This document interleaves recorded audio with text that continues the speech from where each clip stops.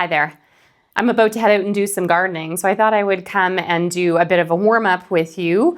Gardening is hard on our body, right? We do a lot of movements that aren't part of our usual day, using a lot of shoulders, using our hamstrings quite a lot for bending over, depending on your knees, whether you kneel down to garden or whether, like me, you do more of a kind of hover stance, split stance to garden, will depend on the muscles that you work the most. But there's a few things that are kind of important things to note about gardening and nice things to warm up before we begin.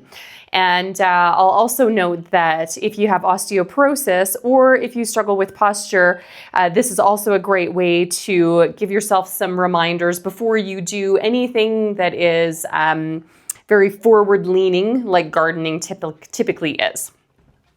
So one of the first things I like to do is find a wall and just set up your posture here. So take a moment to step away from the wall enough that your feet are at about hip width.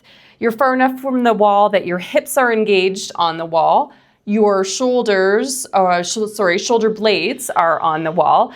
And your knees are softly bent. So from this position, I should feel like I have a long spine, good posture, and core muscles engaged. So this is a good time to check in with your transverse abdominals and make sure they're engaged, the seat belt of muscle. If you want to check back to one of my foundational exercise videos, I have a video there that talks about the transverse abdominals specifically and how to make sure that you're using them as much as you can. So transverse abdominals are turned on here. I'm long through my spine. Even just taking a moment here to see how this feels in this stacked up position is going to help you once you have to hinge and reach and move while you're gardening. From here, we are going to hinge. So we might have hands on the hips. You might have hands on the wall if you need that extra support to come away from the wall with a long spine and come back up tall. So we're gonna do a few of those. We're gonna do about 8 of them. Nice and slow, thinking about the core muscles engaged and that long spine the whole time. So let's do 4 more.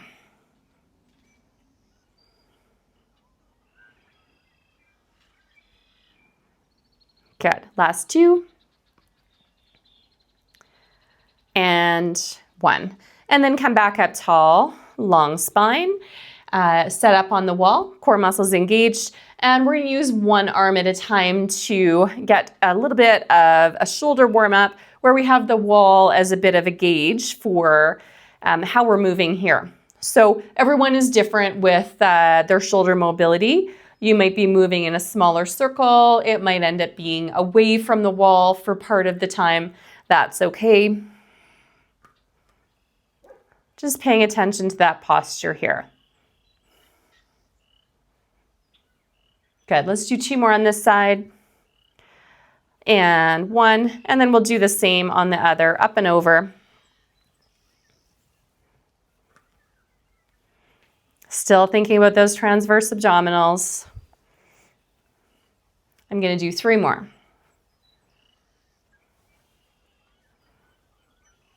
And 1.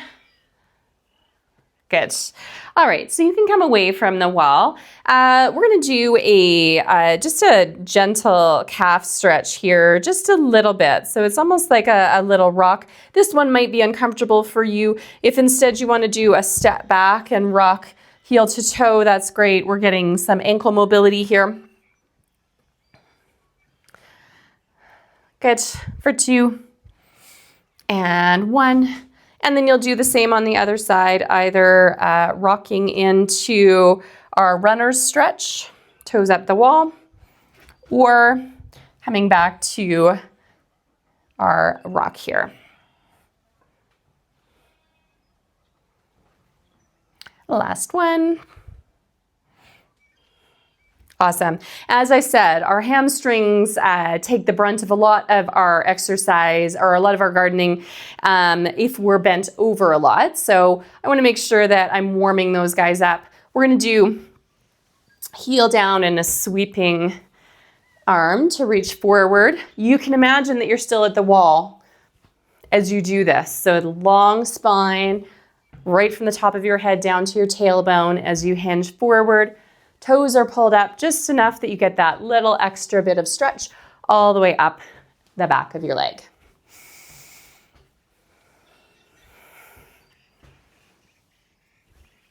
Last one.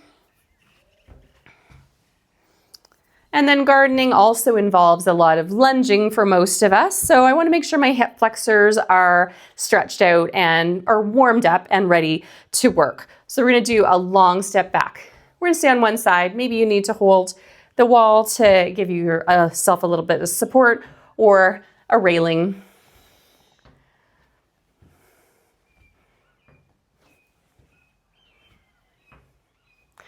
Good. Last one here. And then we'll do the same on the other side.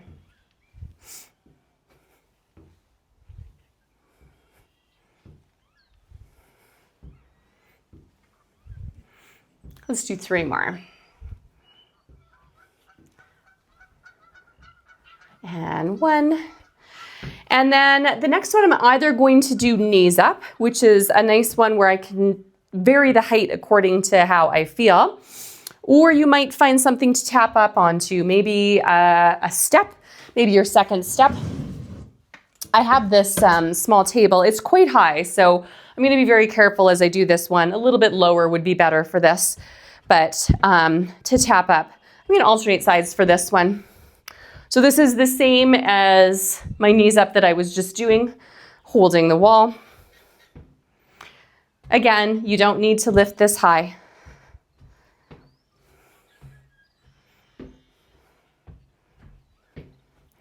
Good, let's do 1 more each side. Excellent, and then let's finish off with some hip circles. Nice wide stance. We're gonna get some inner thigh stretch here as well.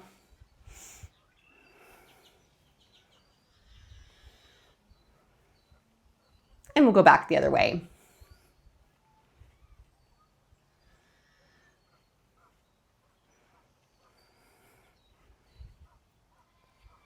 Good, last one.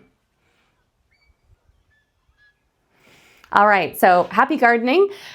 Remember, long spine as much as possible. The more time we spend leaned over, the more we tend to cave through our spine, curl through our spine.